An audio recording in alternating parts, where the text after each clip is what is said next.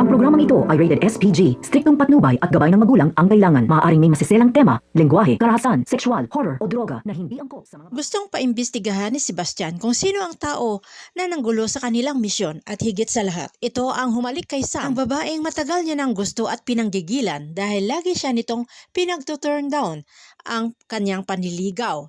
Pero nalaman ito ni Sam at sinabihan si Sebastian na kanya ang lalaking iyon at siya ang maghahanap sa lalaki na walang iba ay si Gabo.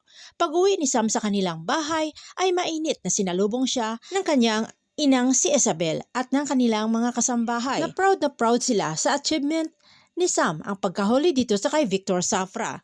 Na pati ang ama ni Sam ay ipinagmamalaki daw umano siya nito.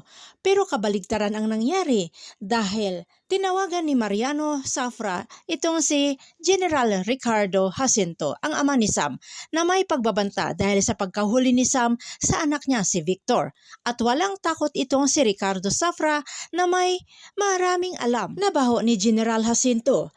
Kaya sa pagharap ni Sam sa ama ay imbes na i-congratulate ay kine-question ng ama ang ginawa ng anak kung tama ang tao na hinuli ng anak. Ganon rin ang ate ni Sam na ang pagsagot-sagot ni Sam sa ama umano ay hindi tama umano dahil ang ama niya ay mas maraming alam kumpara dito sa kay Sam na dahil umano sa katigasan ng ulo ni Sam noon ay nasira ang kanilang pamilya. Habang si Gabo naman ay problemado kung saan makakuha ng pera sa pampaopera sa kanyang amang si Rudy dahil nga pumalia siya sa kanyang misyon. Pero malaki ang tiwala ni Tatang dito sa kay Gabo kaya bibigyan niya ulit ito ng isa pang pagkakataon.